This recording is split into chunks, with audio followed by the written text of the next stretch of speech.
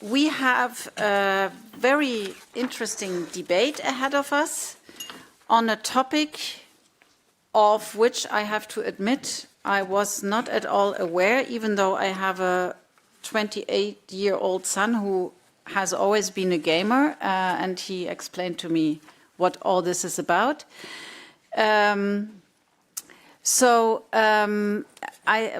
we have to discuss, or what we are allowed to discuss today, is the European Citizens Initiative, Stop Destroying Video Games. And what is remarkable is that this initiative received such a strong backing from 1.2 million citizens in 24 member states, making it the 14th valid initiative that will be examined by the Commission. And this is of particular importance of this House, as we also had a very strong voice on the right to repair and consumer rights, and we were also a pioneer on launching the discussion on planned obsolescence that brought up the EU agenda, which was 13 years ago with an opinion, own initiative opinion of Mr. Liebers. So we've always been quite ahead in this discussion, and this afternoon I think is a lot about learning also what this is about. So I'm very, very happy to welcome our guests. We will have opening remarks by Mr. Pavel Zalesak, who is the organizer of this European Citizen Initiatives. We will then have online with us Professor Alberto Hidalgo Cerezo, who is also an ECI signatory and professor of private law, who is giving us also some legal aspects on this. And then after that, we will have a panel discussion on experts' input, and you see the experts here already on the panel. We have Ms. Isabelle Perignon, Director for Consumers in DG Just, so very warm welcome. We just had the opportunity to exchange before, and we have many, many topics together, so very happy that you're here. We have Mr. Giuseppe Abbamonte, who is Director of Media Policy in DG CNECT, so very warm welcome as well, and happy to have the Commission here with us on such high level. We have Ms. Brune Blanc-Durand, who is a lawyer from the French Consumer Organization. She will join us online. We have Mr. Wytze Koppelman here with us, who is a curator on the topics of culture and entertainment in the Netherlands Institute for Sound and Vision. So also happy that you're here. And we have online also the MEP Catarina Vieira, who will give us also a perspective from the European Parliament. So very much looking forward to this debate, and I would now like to give Pavel the floor for taking us on board. Please.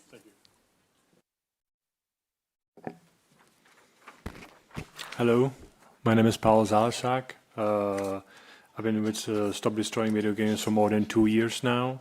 I'm currently studying computer science, and I'm currently Deputy Director for our newly formed NGO. And I would like to present you all how the games these days are being destroyed and how there is no necessity for it. Yeah, so could I please for the presentation? Yeah, thank you. Thank you very much. So I would like to tell about us and Stop Video Games and how we started and who we are and what we are campaigning for. So we are a group of youth citizens, all the volunteers, without any formal funding. From the very start, we did it everything from the pure passion. And we are professors, lawyers, developers, content creators, engineers, really from any walk of life, and to add to it something that we made like 1.3 million EU signatures, and we got many support in the global scale. So how the game is actually being destroyed. The first game, I can show the flowchart here. It's previously sold to customers, and how are these games typically destroyed. The first thing is that the publisher sells a copy to a video game. Second thing, that the game is designed to connect to publishers in order to work. Then the customer is not told when the game will stop working in the time of the purchase. After an undisclosed time, the length of time, the purchase of the disabled games for the customer. The publisher keeps all the customers' money for the sales, and as a cherry on top, the publisher enacts countermeasures to prevent any repair of the game. As for the game longevity, I would like to say that most games can just work indefinitely without the publisher support, and this has been customers' expectation for more than 50 years now. But let's say 15 or 20 years ago, there's been rise of the live service and only online games that publishers are being profitable on, and I totally agree with that, and it's their business model, but it kind of prevents from the preservation and that the game is being killed as a service. The video games that connect to the internet can also operate indefinitely without the support if they are designed responsibly. I would like to also address the lack of consumer protection, that the games are permanently disabled as soon as the publisher support ends. There's also lack of transparency. The customers are not informed about their access at the end of the purchase, as I mentioned before, and the information on the game's lifespan is integral to the customer buying decision, as if a customer would like to spend 70 euros on the, let's say, game, which is like average price these days, he will probably think twice if the games will be probably turned off or killed 2 or 3 years ago. In the future, or maybe a few months. Just so it's like also the sales for the publishers would drop, and publishers doesn't want that. Also, I would like to right now present you the video games requiring connections to the publisher. How percentage we made. There was a statistic from the volunteer study from the February 2026, and how these gamers have been asked how these games be killed for them. So we can see that the games with the multiplayer modes, the 95.4%, the majority of games has been disabled for them. The publisher disabled customers' game, and the 4.6%, just a little bit of them, the publishers let the customers keep their games. And if you look at the full games only, without the multiplayer modes, we can see the similar result, that majority of these games has been disabled by publishers, and only 6.2% publishers could let the customers keep their game. And these practice are engaged by, let's say, these publishers. You can see like Activision, Electronic Arts, Sony, Square Enix, Ubisoft, and the goes just continues on and on. I would like to also address the customers' impact. The gamers in Europe, we are like 130 million Europeans that play games, which is roughly 30% of the whole population, which is like we can really tell this touches many people, and we don't really talk about the global scale. This is just for the Europe, so it impacts tens of millions of customers in the EU itself. I would like to also tell it from the developers' perspective. The majority of developers do want their work to be destroyed, do not want the work being destroyed, because let's say they work for 6 or 7 years, and then the games get shut down, and their work being destroyed effectively. They cannot show their children what they've been working for, because like their work is being destroyed. And also many developers are overruled by the publishers' directives, and they cannot make those decisions for themselves. I would like to address that we are also open to solutions, just like we are flexible on specific and implementation by publishers. providing final patch of the sunsetting game or releasing files for the gamers so they can make their own servers, or simply they could refund, which is also the option. We also understand that not all games features may be operable in the discontinued game. Some of the online features just cannot exist without the online connection. And I would like to stress that we are not seeking the ongoing support from the publishers after the game is discontinued. The final patch would suffice. I want to also address the non-solution and the examples of proposals which do not address this problem itself, the problem of game preservation. The clear labeling, the improving license agreement terms doesn't prevent from game destruction. Mandating minimum support times only delays inevitable loss. I can also address the extended notice, that more notice doesn't provide a technical solution for the presentation or the right to repair the game. And voluntary plans that are relying on the voluntary end-of-life plans lacks the regulatory enforceability, as it is now.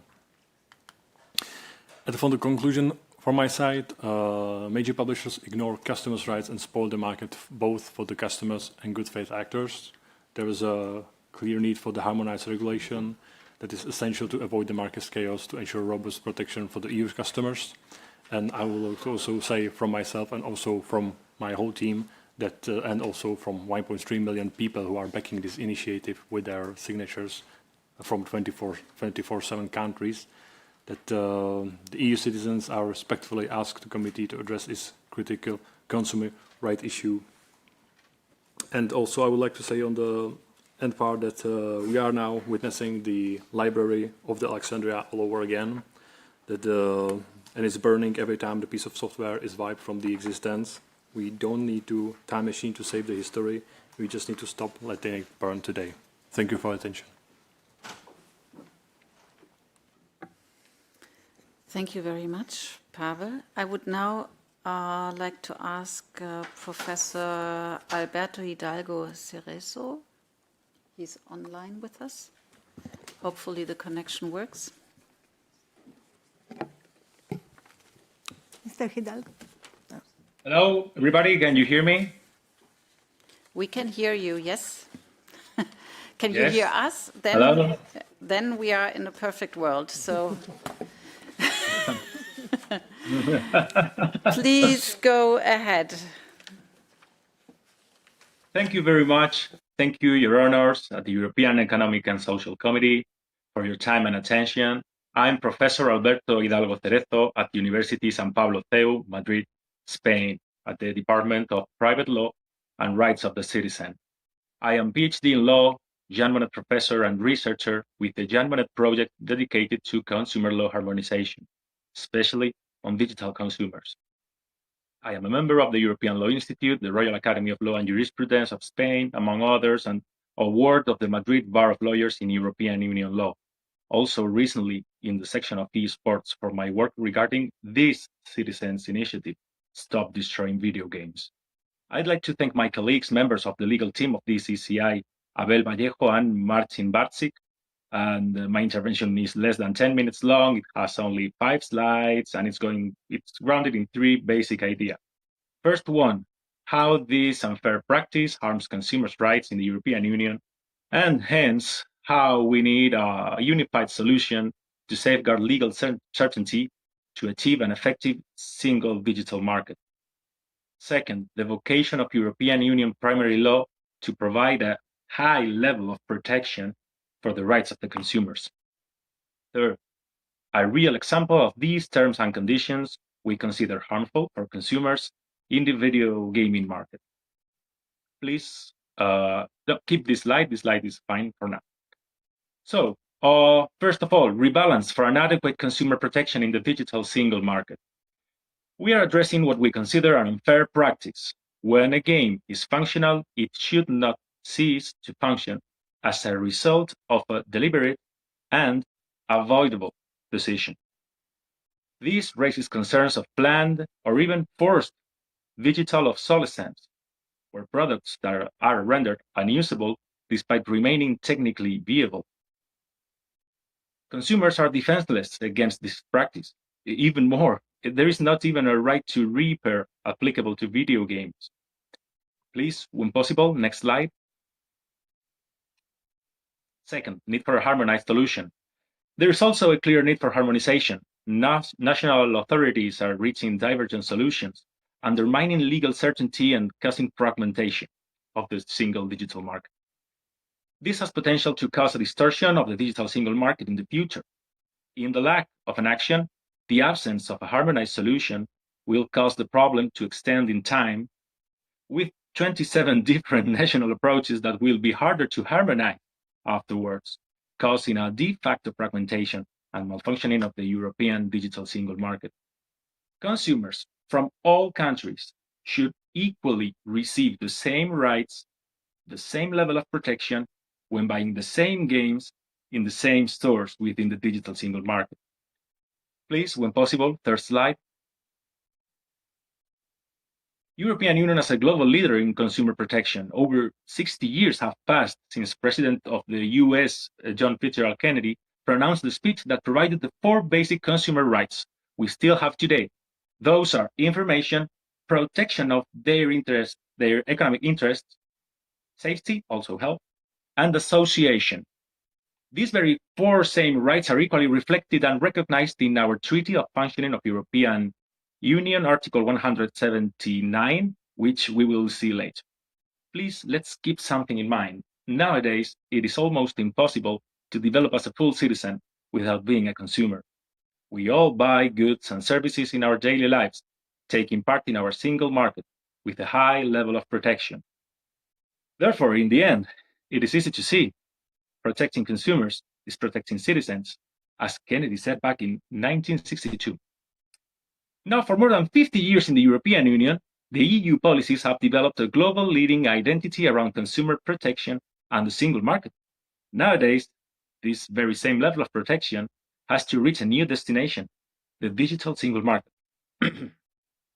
Primary EU law remains constant in securing a high level of protection for consumers at the maximal legislative level in the EU law. For instance, Charter of the Fundamental Rights of the European Union, Article 38. Union policies shall ensure a high level of consumer protection. Treaty of Functioning of the European Union, Article 12. Consumer protection requirements shall be taken into account in defining and implementing other union policies and activities.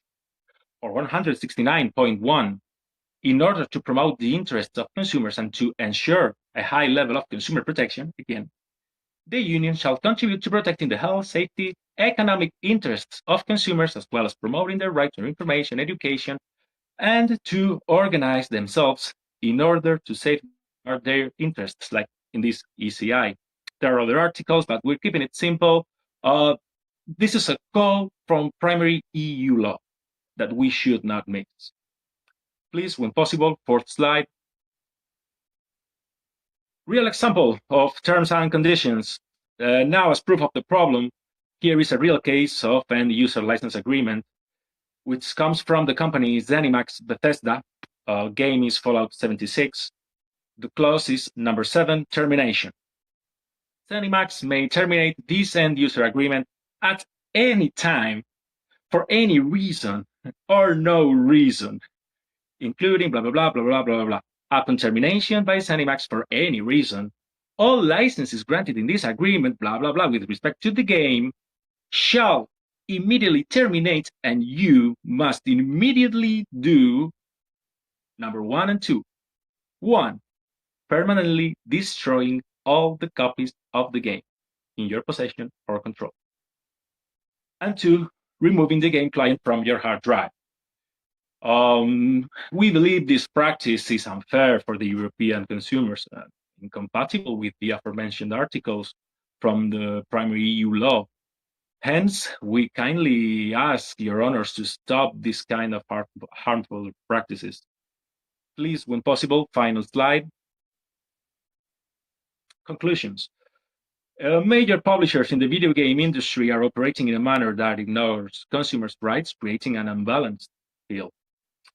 Please, we must realize something here. Consumers are defenseless in front of these practices.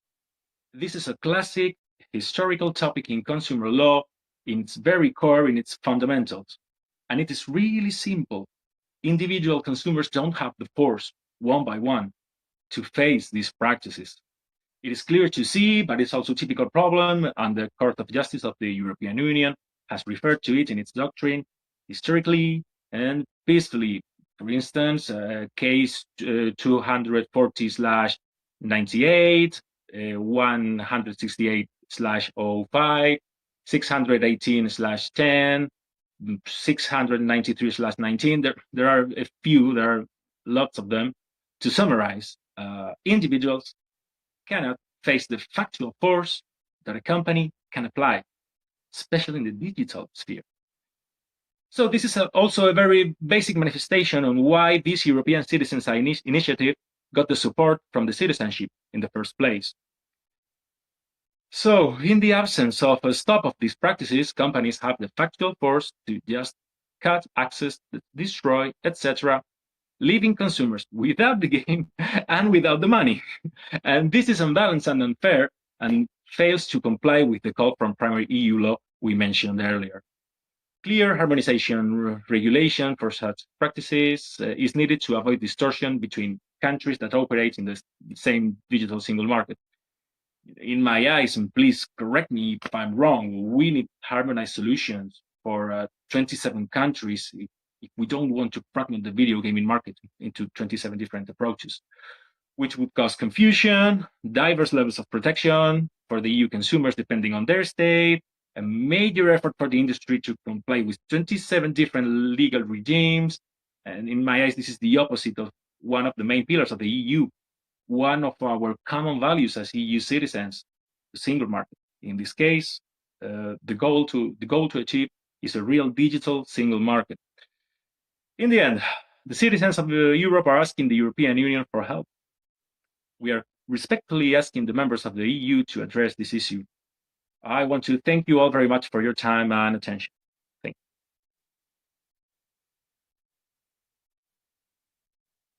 you. Thank you very much, Alberto. This was also very comprehensive, and I feel already much smarter than I did half an hour ago. So thank you both. I think this was a very good introduction. We would now come to our experts' input. And I would like to start with Catarina Vieira, who is a member of the European Parliament, one of the co-legislators, and we are very much looking forward to your intervention. I have the ungraceful task to be a master of timing today, so I ask you, please limit yourself really to 5 to 7 minutes so that we have enough time for a Q&A round afterwards. Thank you. Wonderful. Ms. Vieira, please. Thank you. Do you hear me well?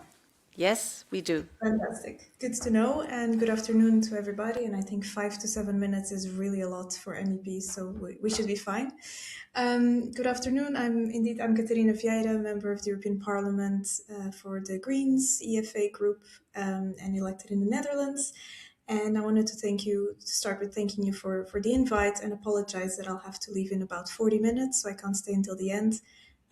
But really nice to join you. And you say that you start with the experts, and I have to admit I'm no expert. So let me start there by saying I think we have a lot of experts in the room. We have a lot of experts on consumer rights, which today are learning a lot about video games. And we have a lot of video games experts who today are taking time out of their jobs, out of their daily lives, and out of the opportunity to play the new Forza Horizon 6 that came out today to instead follow this discussion. So I thank you all. And if I'm not an expert on any of these things, maybe I am a member of the European Parliament, which means speaking on behalf of the European citizens and on behalf of our democracy. And that's where I wanted to start on the fact that this is triggered. This conversation has been triggered by European Citizens Initiative and ECI.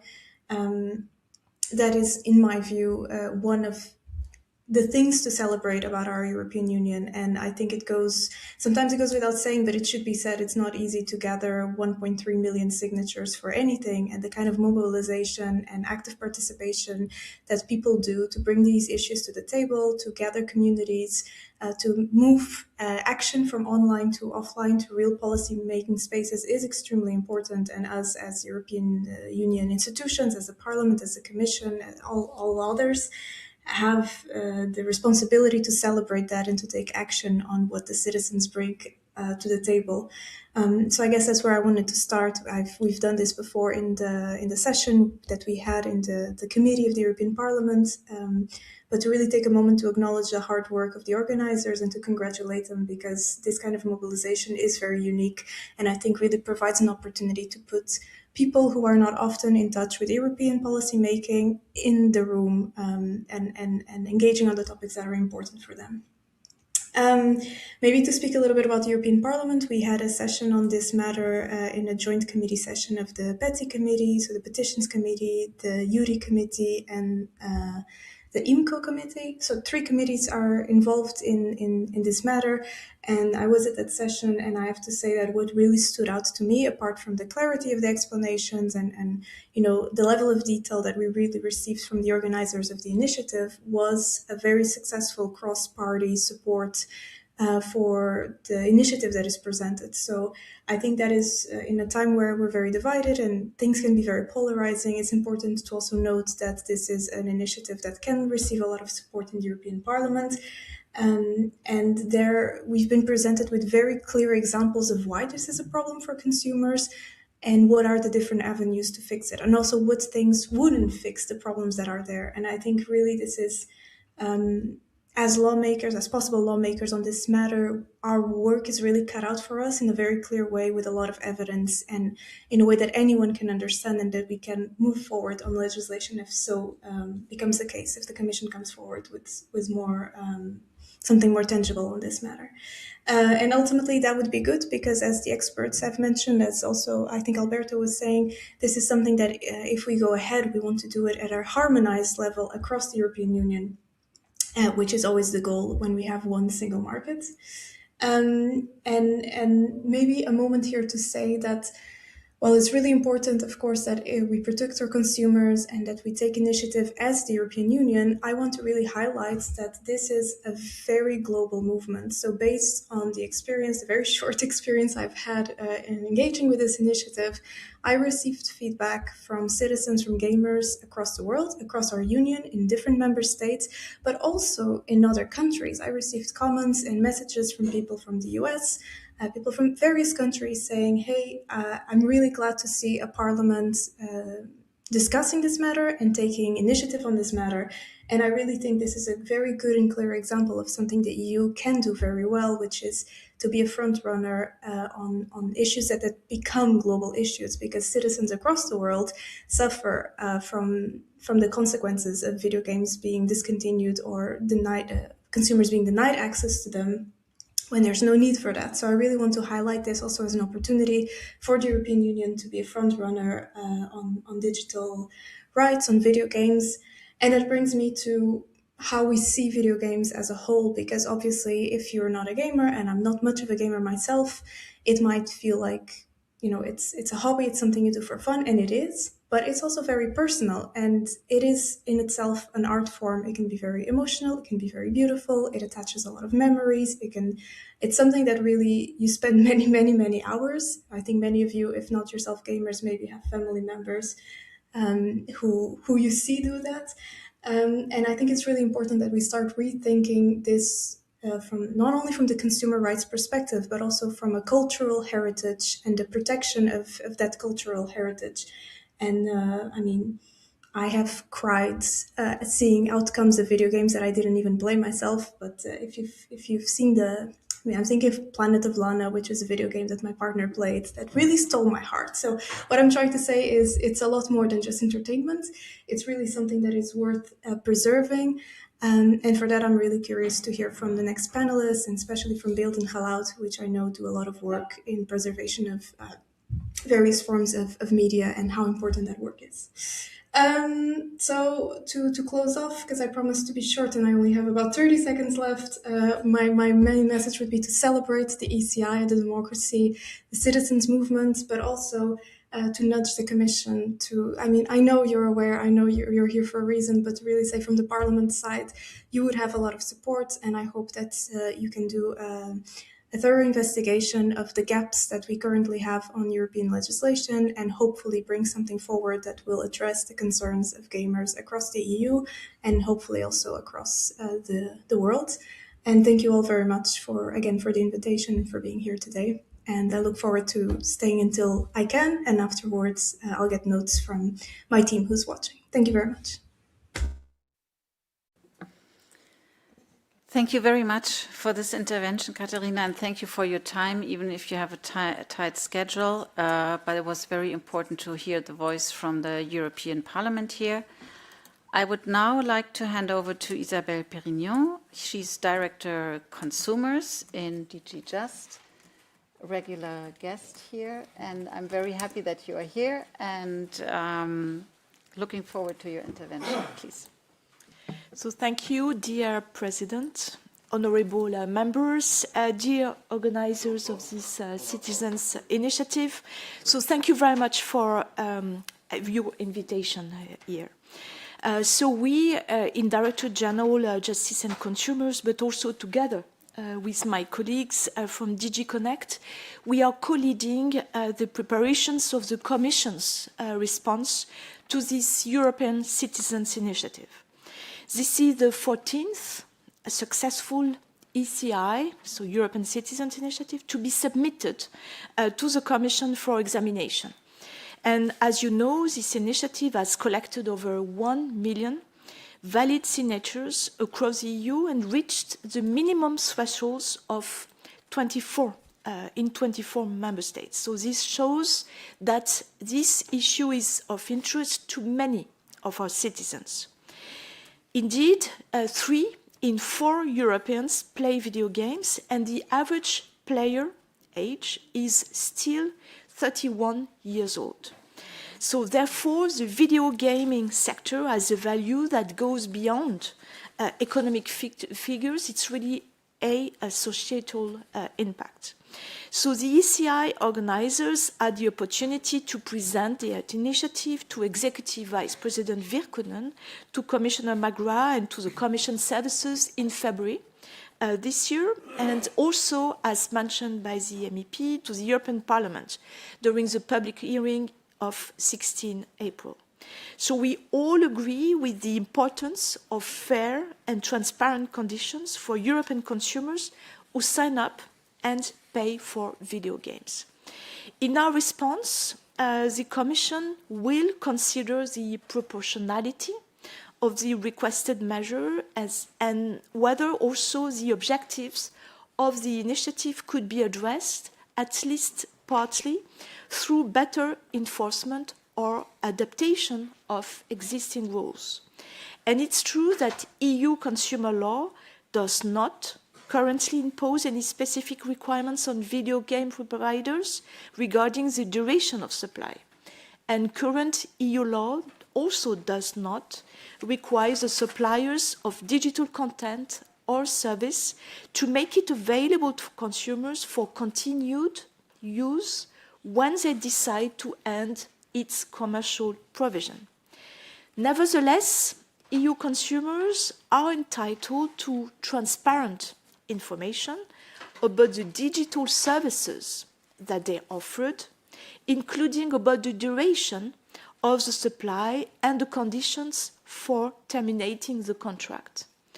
They are protected against unfair commercial practices and unfair contract terms.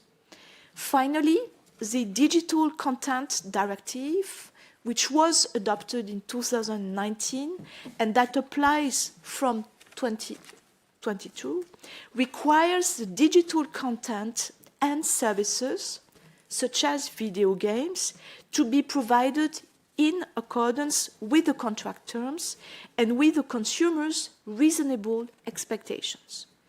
So the consumers are entitled to remedies when the digital content or the service is not in conformity.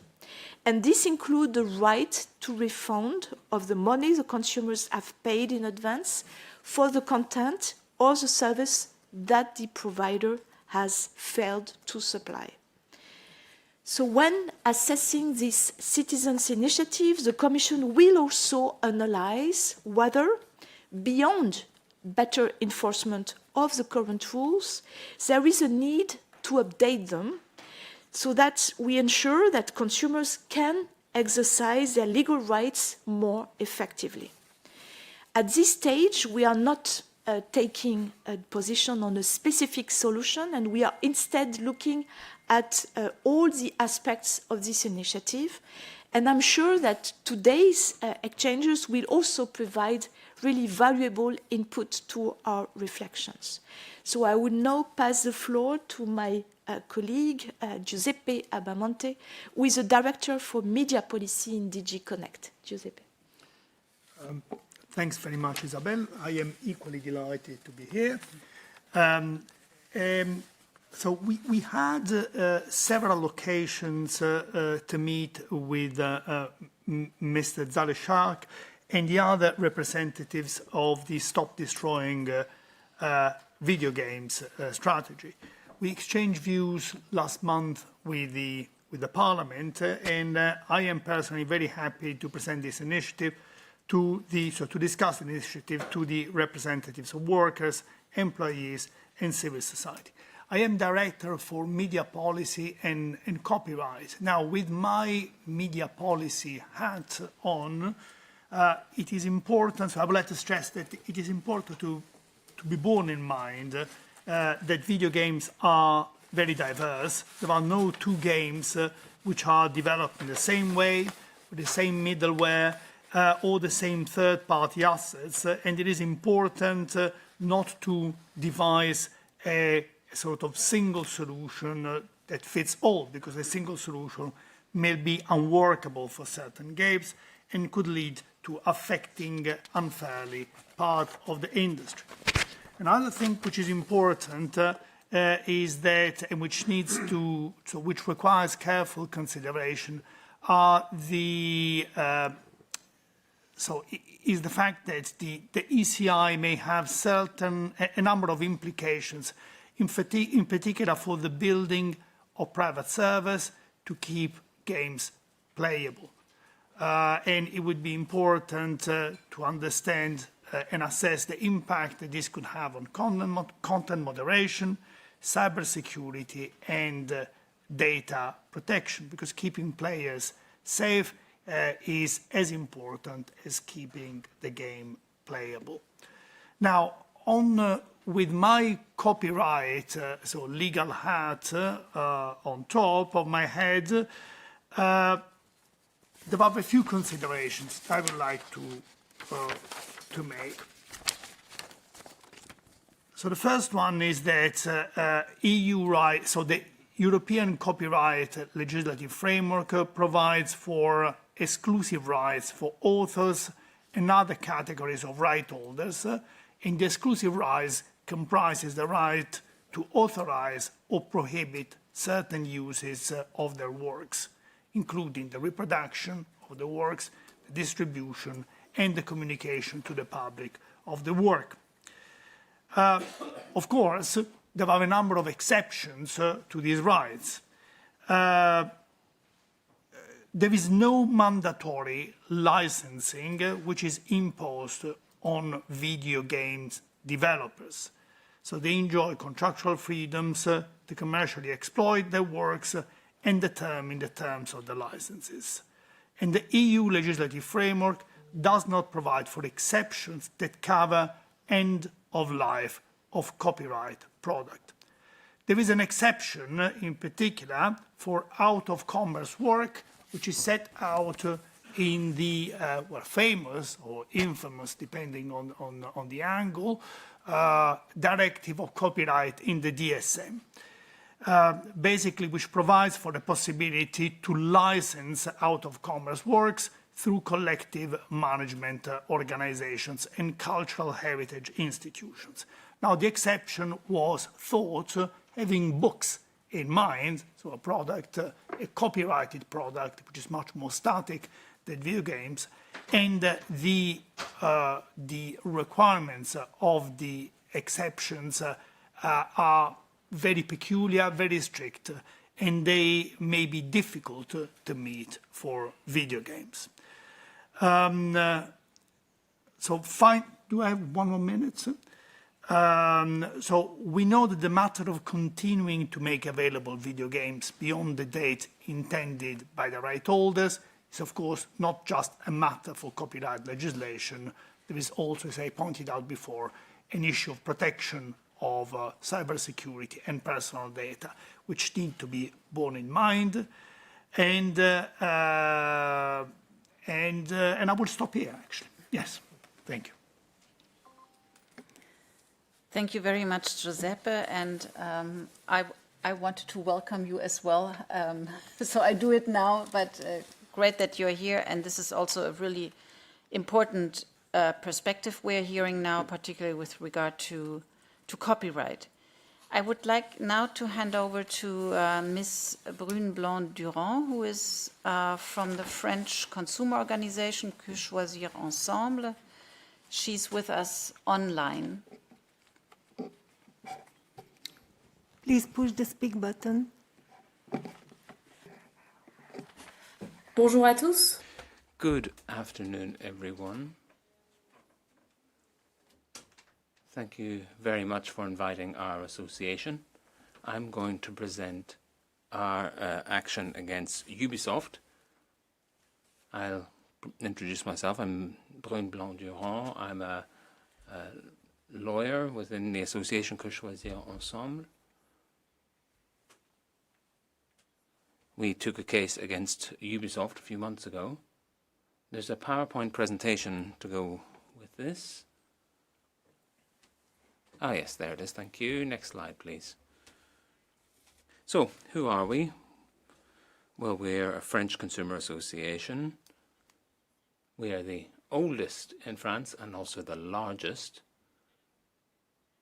So we're a press organization. We have over 400,000 subscribers and 110,000 members of the association. We have 3 main pillars of action. We inform and raise awareness among consumers through our magazine or website. We also take legal action to uphold consumer rights, and we study and influence political public policies through advocacy. Today I'd like to focus on the legal aspect of the association. So we have a service devoted to litigation. We can also take action on a cross-cutting basis across different sectors: insurance, housing, digital.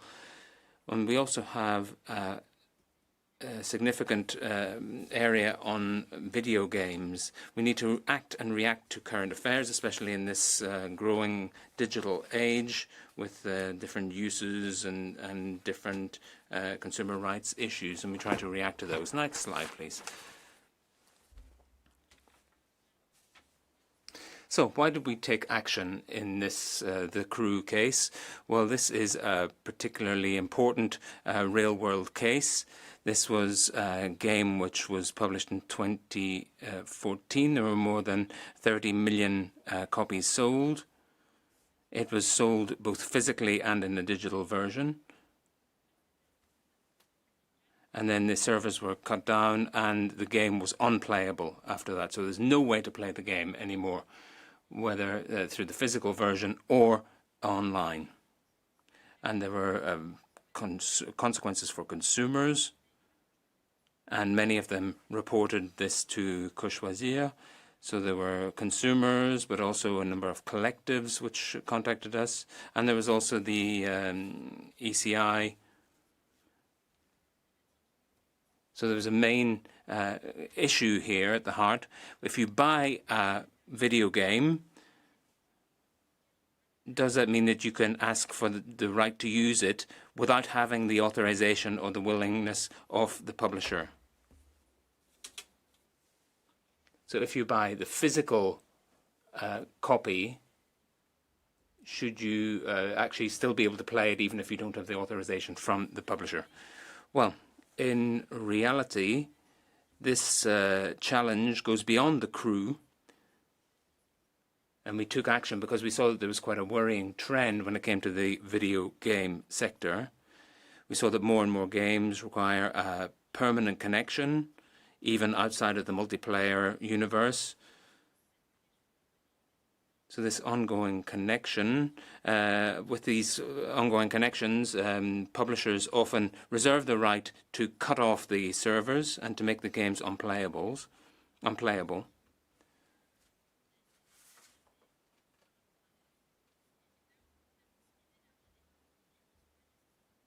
So Ubisoft cut off the servers, but there are other possibilities to have an offline mode.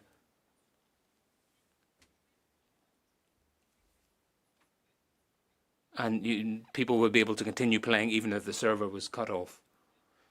So this is a big problem for consumers. So what we're doing is we're changing the logic here. We're going from the right to ownership to the right to license. And this is really in favor of the publishers. So what we've got here is a case study which allows us to deal with the sustainability of digital goods. So the idea was really to protect these video games and to try to have clearer law when it comes to consumer rights. Next slide, please. And this brings us on to the nature of our actions and the legal basis. Well, this is interesting because there are a number of different legal avenues here. We decided to take civil action at the Tribunal of Créteil. So this was against the Ubisoft company, and this is where they're located. It's a French company. The headquarters was in Paris. We decided not to go for a class action or a criminal action, but rather to go for civil action, because that would mean that there would be compensation for consumers. So we're trying to have some sort of a verdict, some sort of case law, before then asking for compensation for the consumers. When it comes to the legal basis, well, we're thinking of two different things here. This was the choice that we made. I'll explain a little bit later. So we're looking at abusive clauses in the terms and conditions for use, so the end user license agreement of Ubisoft. So we're looking at the validity of certain clauses. So they denied the right of ownership of the video game players to take away access from the game, which was abusive to consumers. And there were also some clauses which was to deny service to consumers. And they were also denying any sort of refund. So these were abusive clauses which were very damaging to consumers. And then we had another legal avenue, which was unfair trading practices. So on the cover of the crew, there was a code. And through this code, people were able to find out that the service could be interrupted.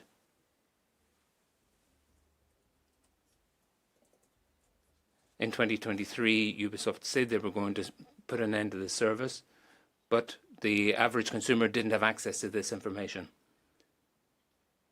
And maybe that would have influenced the consumer's behavior if they'd had this information in advance. Then maybe they wouldn't have bought the game.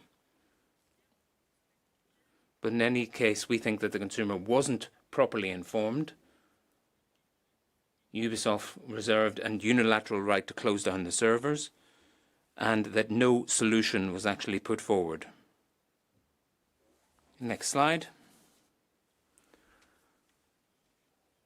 So what are we going to ask for at the Créteil court? Well, we're going to ask for the deletion of abusive and illegal clauses, to put an end to misleading trading practices, compensation for damages for consumers.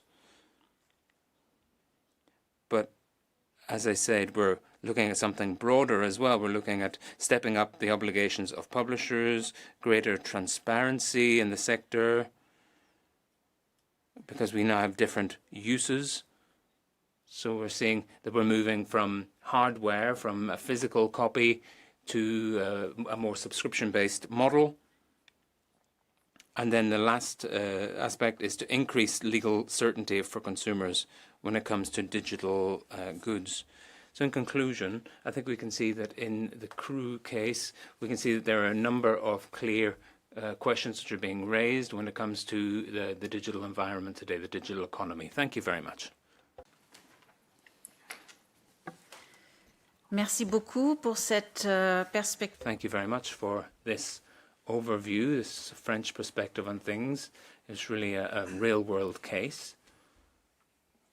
There's something that's quite easy to understand. I'll now give the floor to Mr. Wytze Koppelman. Also switch in English, because I have your function here in English. So you are curator on the topics of culture and entertainment from the Netherlands Institute for Sound and Vision. And I think it's perfect that you are here, because this cultural perspective is the one we are still missing in the discussion today. So please. Well, thank you very much. And for my short statement, I am going to switch into Dutch, just so you know. Geachte dames en Ladies and gentlemen, thank you for giving me the chance to be here today to speak to you about games as cultural heritage from the perspective of the Netherlands Institute for Sound and Vision, Sound and Vision for short. My name is Wytze Koppelman, and I work as a curator for culture and entertainment, including games, at Sound and Vision. Just a brief introduction, because I assume you're not all familiar, perhaps, with our institute. Basically, Sound and Vision is the Dutch Media Archive, Museum and Research Institute. We archive Dutch media, and we're one of Europe's largest media archives. For a long time, we've been the archive for the Dutch public broadcasting service, radio, TV, but our collections actually go back much further than that. The oldest images actually come from 1898. So, in our archive, you can see the whole history of media, and for years we've been working on establishing digital collections in the areas of web videos, YouTube, websites, games, and that means that we have the recent media history reflected there as well. We've seen a transformation in our audiovisual landscape, and that means that we are living in a converging media landscape, and the boundaries between different forms of media are becoming more permeable. You have second screens, you have types of games like apps of well-known TV programs, and so from that perspective, for Sound and Vision as an audiovisual archive, it's a logical step for us to move to ensure that, as well as classic forms of media like film and TV, we safeguard digital media forms like games before they disappear. Archiving this media means that we can pass on our cultural and media history now and in the future. It means that we can make things available in education as a basis for research. Another important thing, it means that people can get pleasure from a media product which has been produced. So it's very clear for us that all these functions are equally important when it comes to games. Now, archiving games is a relatively new practice, but the cultural value of this practice has already been recognised. In recent years, demo scenes in various European countries have been recognised as UNESCO Immaterial Heritage, and that has happened in the Netherlands as well. In the 1980s, lots of young non-professional programmers started out at amateur clubs reprogramming games. So they made introduction screens, for example, for existing games with their own name or nickname on. They then shared these with each other. And it was also a chance for them to show off about who had the best programming skills. Now, these young programmers from then are now established professionals in the games industry. This is an origin story, and what you see is that was a period of extreme importance for the development of the professional games industry in Europe. But at the same time, this creates work for me and my colleagues. We have to archive these games because we want to ensure that the immaterial aspect can be passed on, and that games can be played again. So the games which were made back then, that's possible because some of the games have been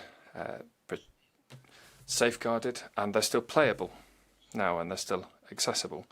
Now, I'm talking, or have been talking about the 80s just then, but accessibility has been an issue for years when you're talking about what we have now. And that's a problem for me as a curator. There's a risk of the building blocks of our cultural history disappearing. The story of the demo scene, yes, it can be passed on, but if we don't have the games, then we can't illustrate it visually, and people can't play the games if we don't have them. And that really is the criterion which differentiates games from other forms of media. So personal expression through gaming, through interactions.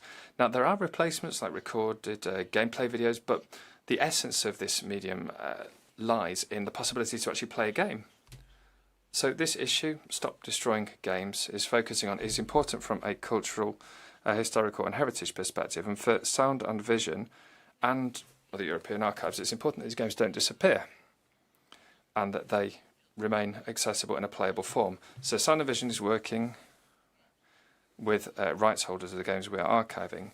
They basically give us the permission to archive their game. Now, that was fairly straightforward for games in the 80s, but now the links to online services means that the archiving of games has become more difficult. You have to look at the form in which you're going to archive a game, which has been going on for years, how you ensure that a game is playable in the future from a cultural heritage perspective. So questions like this are keeping me and my colleagues at Sound and Vision busy. And not just this. At European level, we're working with initiatives like FCAMP, which is the European Federation of Game Archives, Museums and Preservation Projects. Sound and Vision is involved in that as well. We're working to ensure more cooperation at European level to ensure that we safeguard and keep games and games culture. And the cultural historical perspective is the common theme in all of this. And we need to look at the long term, because only later we'll be able to look at things from a different perspective. But in order for that to be able to happen, we need games actually to be there so we can have them as a basis. And we want people to be able to play the games in the future as well. So that's why what's been discussed here today is essentially important for us as well. Thank you.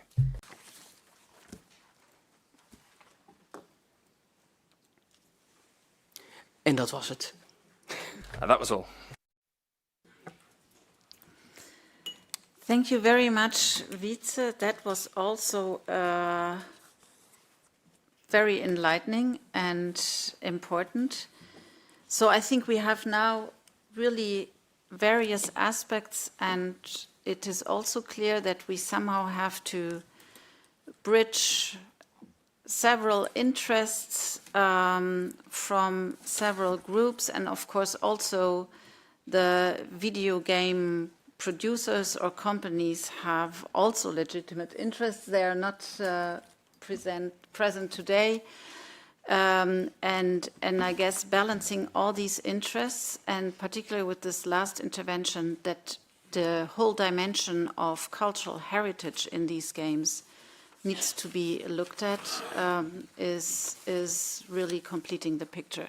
So I would like to open the floor for questions and comments to our panelists, and thank you.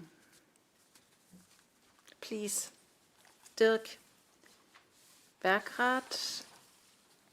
Yes, please, Dirk. I think I have to close the speakers list, but I'm waiting a little bit, no? Yeah. Okay, I closed the speakers list. So please, Dirk, you can go ahead. Yeah, thank you very much for making the case of Stop Destroying Video Games, and I think... Yes, go ahead. I just mixed up the order again. Thank you for making the case for Stop Destroying Video Games, and I think whoever thinks, well, it's only about video games, doesn't understand. Sorry, we need a microphone for the speaker. Video games these days?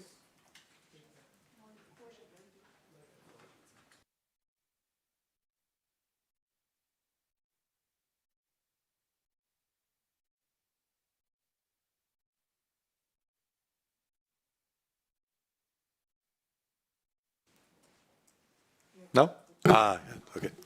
Yeah, thank you very much for presenting the case for Stop Destroying Video Games, third trial. And I think whoever thinks it's only in brackets about video games doesn't understand the economic impact this had, and also the cultural impact that playing video games does have. And as someone who already was in the generation where video games were big and has a son who is enjoying video games, does have no. However, my question would be, in how far have you with the initiative also had the intention to look a bit beyond video games? Because obviously the underlying problem there is something that consumers do experience also in other fields. I just recall that some of the consumers bought an American-based electric vehicle from Fisker, and who faced the problem that this car couldn't run anymore because the company went bankrupt and the servers where the car was connected didn't work anymore. And obviously this issue of the ever greater interdependence of consumer goods like the car, which is a good example because it's pretty much of an investment that you are doing, that is depending on servers operating for your navigation system, and you do not have the possibility to switch to a different one because things like the range of your battery electric vehicles very much depend on that everything is working, that it is connected. So there is a growing, I think, concern from the side of the consumers that do the companies that provide this will be able to have this kind of server infrastructure for you, or will they come up later in time and charge you additionally? Is an issue that might go beyond the video game issue. So my question would be to the initiative and to the Commission, if you had a look a bit beyond the scope of the video games as such. Thank you. Okay, next one is Jana, sorry.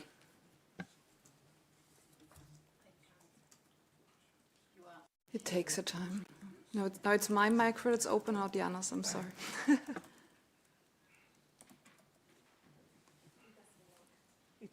Can you repeat the name, please? Okay. Can you please repeat the name? Ileana, can you raise your hand?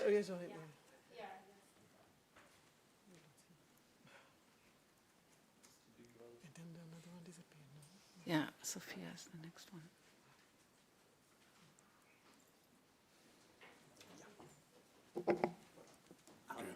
Yeah, it's okay. Thank you. Buenas tardes. Good afternoon. I'm going to speak in Spanish. Thank you for this incredibly interesting topic. I didn't know that much about it before, but it's very interesting because it has all of the elements, abusive clauses, contracts, programmed obsolescence, or if we want to be politically correct, premature obsolescence, if we want to be a little bit more correct in that regard, and also deceptive policies. I have a question for Pavel. When it comes to the non-solutions, you speak about clearer labeling. Of course, this isn't a solution to the problem, but clear labeling would help the consumer to know what problem they might face. Because when we sell something, we're buying something to rent, we're selling it to rent. But then you might know if when you cut the legal contract, is no longer your product. This is something that would be quite interesting, not just in this case, but in general. And for Ms. Isabelle Perignon, when it comes to the Digital Fairness Act, is this going to play a role in video games? This isn't just a problem that's been seen in this initiative. But then you see with the boxes of that the students are able, that young people are able to buy with currency. This has been legislated on in Spain. There's a lot of pressure from the sector, and unfortunately we had to remove a draft law because of pressure from the sector. but it would be interesting if the DFA could legislate on this. And finally, in reference to what was said by the professor, I found this very interesting. As a representative of Spanish consumers, I would be interested in seeing that the single market has law that applies in the whole single market, but we see in other areas such as German, Italian and Belgian consumers that have received compensation, but Spanish consumers after many years are still fighting in the court in Barcelona, waiting for a resolution about this issue, and there are more than 3,000 people that were affected in this collective action. Thank you. Thank you. Next one is Gianluca, and after that, Sophia. Thank you, President. I will speak in Italian. Ringrazio. Thank you for this initiative, and thank you for the very interesting legal considerations mentioned. Just a couple of things. Firstly, tying in with what a Spanish colleague said. I represent Italian consumers. I think it's important to say that this type of practice is wrong. So, I mean, you can ask courts in Europe for their position, yes, to say whether or not they think this is against European law, but that's my position. Then a question for the colleague from Choisir. If I understood correctly, this lawsuit they've started is an individual one. It's not a class action suit or a suit with the aim of inhibiting something. They're waiting for a decision to see whether to move forward with a collective case, if I've understood correctly. Grazie. Sophia? Thank you very much. I had the pleasure to listen to the first presentation a few months ago with a Civil Society Week that took place here in the House, and we had a day on European citizen initiatives, and it was really interesting. So when I first heard about the initiative, it was, okay, what is it about? And then with the first presentation, I started thinking, and I'm really happy that you were successful and that we're having this debate now here as well. And I think the EESC is exactly the house of the place to talk about such initiatives and give them also more visibility. But when I heard about it for the first time, I was thinking back, and it's not really a new phenomenon, to be honest. So when I'm thinking back to the days when I started buying video games, I went to the shop and then I came home with a CD. I put it into my computer, and on the CD there was all of the information I needed to install the game and to play the game. And then technology came. First of all, there was a new operating system, and suddenly the game did not work anymore because the operating system was more advanced than the game allowed to, and so I could not play it anymore. Then later on, of course, who still has got a computer with a CD-ROM drive? Nobody does. So I've got a number of games at home that I simply can't play anymore. I do know this is a different scale, and now with the internet and the service, this definitely is a larger phenomenon. But I think the point I want to make is that this is a common practice, that this is, well, as a trade unionist, I might even say capitalism, trying to make profit as far as possible and not really thinking about the responsibility on the consumers. So my question to the panel is, and I know some of you tried to touch it, how we could build a legal framework that is also future-oriented, that is trying to anticipate future changes. And we know that especially with artificial intelligence, digitalization, so many things change so quickly, and we're always trying to react, and we're a step behind. So is there a possibility how we could build a more anticipative structure, a legal framework to protect consumers, and that we don't have to discuss pretty much the same issue every other year, maybe now with video games, or as Dirk explained earlier, in other spheres as well. So just trying to reflect on this future-oriented aspect as well. Thanks. Thank you. I would now like to give our guests the possibility to react, and maybe as Catarina Vieira has disconnected, we just start in a reverse order. So then I would like to start with you, Wytze, and then we go just through and end with Pavel, if okay. Yes, please. Well, I especially find the last question an interesting point, because from my working practice, let's say, as an archivist, you always have the honor to come in last. So these, let's say, this anticipatory waves of how the market changes according to, well, let's say, capitalism, is also very relevant to us. And in that sense, a framework such as that would be, on the one hand, very helpful when I'm looking to the future. But on the other hand, we need this, let's say, minimum viable base of products still available and still being able to run this old software, at least from our, let's say, cultural heritage perspective. So I would very much plead for a balance in that sense.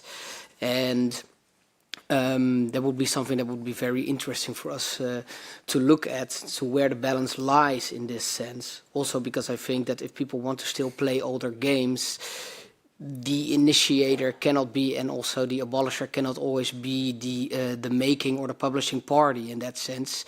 And if you ask me, that is also something that is pretty much at issue here, as to how far can the ball roll before someone draws a line as to you can or cannot do this with a game, me being a consumer or me being an archivist in that sense.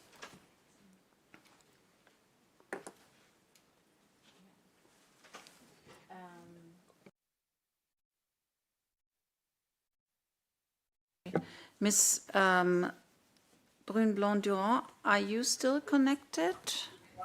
Bonjour. Hello again. Would you like to react?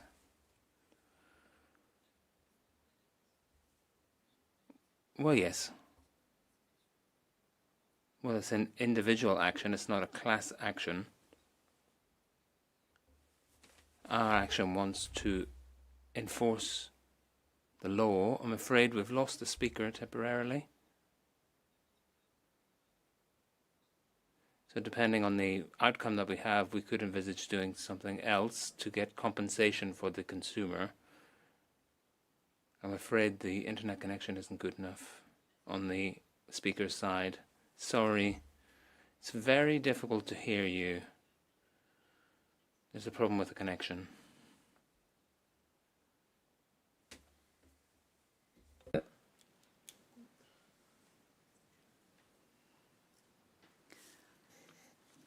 Okay, there seems to be a technical problem. Then maybe we come back to Ms. Blanc-Durand later, and then I would ask Giuseppe and then Isabelle to react. Maybe Isabelle first, because yes, because most of the points were about consumer protection rather than copyright. Yes. Isabelle, please. Yeah, so thank you very much for your questions. 3 points on consumer issues that you raised, which I find extremely relevant. So first of all, as we explained, I mean, we are preparing the position from the Commission in a communication that will be adopted by the College on the 16th of June, and the scope is really how to address this specific European Citizens Initiative. So the scope of our reply would be really to give a clear answer to the initiators of this European Citizens Initiative. But I agree with you that these practices are indeed very similar to other sectors. And that's really where my second point comes, because in the field of consumer law, I mean, what we have for more than 20 years developed in Europe is a system of principle-based rules, which means that we try to give, you know, the basis like transparency before you buy to the consumers, the necessity to equip the consumers with with means to fight against unfair contract terms, practices, to the means to fight against unfair commercial practices. So that's the basis of what we have developed over more than 20 years in our consumer law. And the reaction and the position that we are going to take will be especially based on this, which means that we have a very pragmatic approach. We are going to check with my team how to address with the existing legislation already available, which are principle-based, so applicable to all sectors, what is already covered by our legislation, and to see and analyze whether there are some gaps and how we can help and fill the gaps. And so my third point is precisely that we are also preparing for the end of this year the Digital Fairness Act. We had, and we already discussed that together, we had a public consultation with more than 7,000 contributions, precisely to tell us, well, look, here, there, we have still some gaps which are not addressed by the principle-based consumer law that you have in Europe. And it's very important that you address these gaps, taking into consideration that indeed we all, and we wish that we can address all the new phenomena that appear regularly, because our dream is that we anticipate, the problems that are coming to the markets. But in the end, what is, I think, a message of reassurance and optimism is that we have a strong legal basis already that can address many of the issues at stake. Thank you. Thank you, Giuseppe. Do you want to add something, or? Maybe one issue which, so the issue of interoperability is, of course, at the heart of the problem, and it is also at the heart of one of the most important digital laws, which is the Digital Market Act. And there is something which has to be, which may be, carefully considered, taken into account in addressing this issue. But there is another issue. So there was a statement made at the beginning, according to which most modern games can function indefinitely without support. And maybe there is a question to Wytze. Is it really true that most next generation video games can function autonomously without support? Because my understanding is that they utilize a sort of always online model, and the software which is bought or which gets licensed to the consumer is only one part of the story. The other half of the story, so the logic of the game, the matchmaking, the progression data, lives on the publisher's basically remote servers. So is it really possible? Well, that depends very much on what kind of game you're looking at, in that sense that, well, let's say as a statement, every game is unique, just like every movie is unique that we make, like every piece of music that we make is unique. And the intent or maybe genre or gameplay per game differs. And also, if you were to fast forward into the future, also playing those games in the future could be a whole different experience. Let's, for example, take two big games, a World of Warcraft or a Fortnite, where you play online with multiple people. If the essence of that game is to play online with multiple people, then if you want to have that same experience, let's say as a structural line, you would always have to have the possibility to play online with multiple people. And a lot of the questions around this proposal are how you can manage something like that, that you can, well, let's say, give players a minimal viable experience over time that would still constitute what the game makers envisioned when they were making the game, then that it would still be possible to have that level of, well, let's say, enjoyment or artistry that the makers put in. And that, again, differs very much per games. Some games are a single-player experience which you can spend 90 or even 200 or even indefinite amount of hours in. Some games are games where you have one game that lasts 30 minutes and you're going to play it with a lot of people. But maybe to make a point out of that, those differences have to be quite leading in how you go about making rules or IDs when it comes to the progression of this proposal in that sense. There are so many tiny differences also that you have to take into account.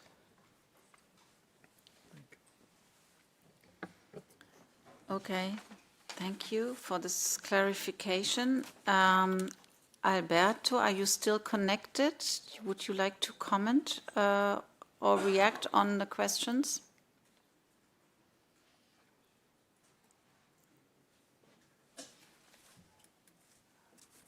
Yes. Hello, can you hear me? Yes, we can. Yes, all right. I'll go very fast with a few of the questions we got. First of all, with De La Iglesia, you pointed out a classic problem on consumer protection, which is the fragmentation of the single market. We think we can face this on the digital single market if we want to provide the same level of protection. And it is more not like on the afterwards protection, but more like the abusive clauses work. They have a meaning to disencourage the usage of abusive clauses because they cause nullity and everything. So if it was put this way for the digital single market and for the Stop Destroying Video Games, it would work because it would disencourage the usage of abusive clauses. For Mrs. Reisecker, yes, historically, law always follow reality. It is hard to regulate something that we don't get to see, but only can imagine. And there's another effect, typical effect of law.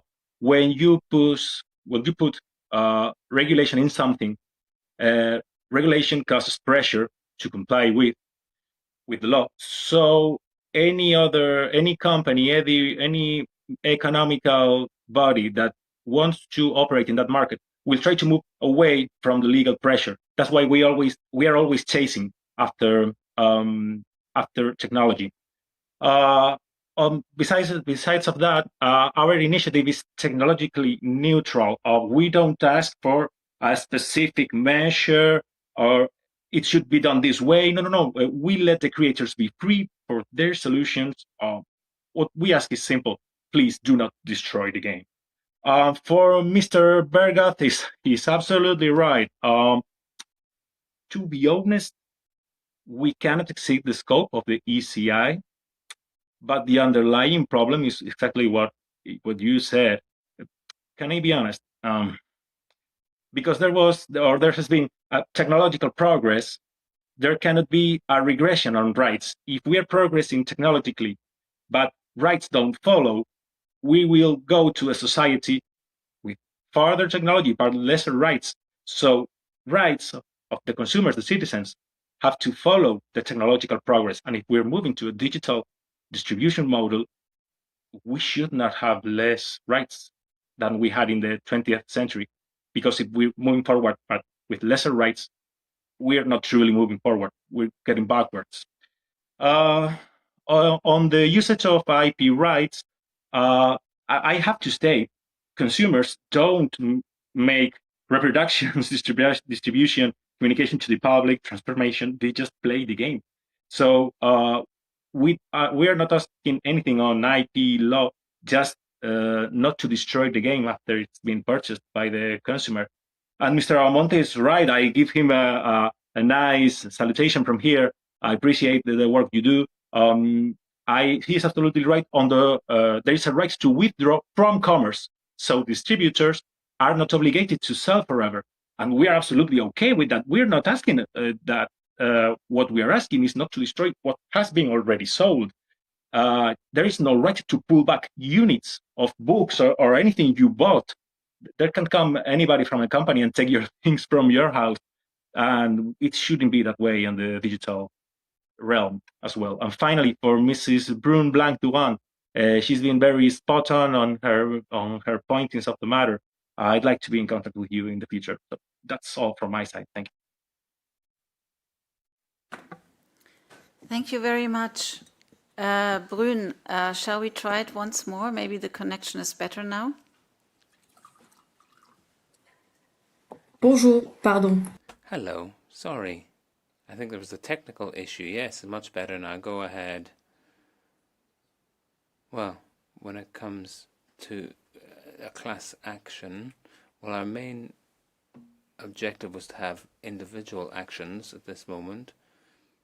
We were really looking at the market and trying to have immediate case laws, and then trying to have a verdict later on, which would bring about compensation. But our main objective was to answer the question that we set out. So can a publisher close down a server and deprive a player of the game? So we had already done something similar against another video game publisher, Valve, about reselling a game. Can you resell a game which has already been bought? A digital game. This is something which went up to the Court of Appeal.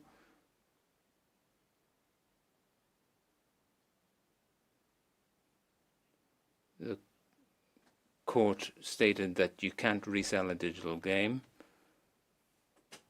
And then with the crew, we're also looking about whether you can withdraw access to a game. And of course the answer is no. So that's what we're looking at with our case.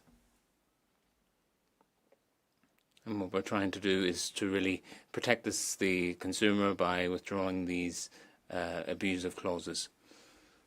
Thank you. Merci beaucoup. And last not least, I would like to hand back the floor to Pavel, who is the organizer of this whole European Citizens Initiative, and I think it's more than appropriate that you have the last word, so please. I would like to also address the question for de la Iglesia, Mrs. You are right on those facts of the selling, but let's bear in mind that the gamers paid full price.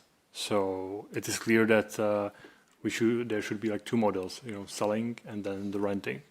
But there's something kind of useless around it, is that if the labeling states that we can destroy, the problem is not solved. And besides that, the label can be clear and still be unfair under the Directive 93/13, which is procedural transparency does not excuse substantive unfairness. Thank you.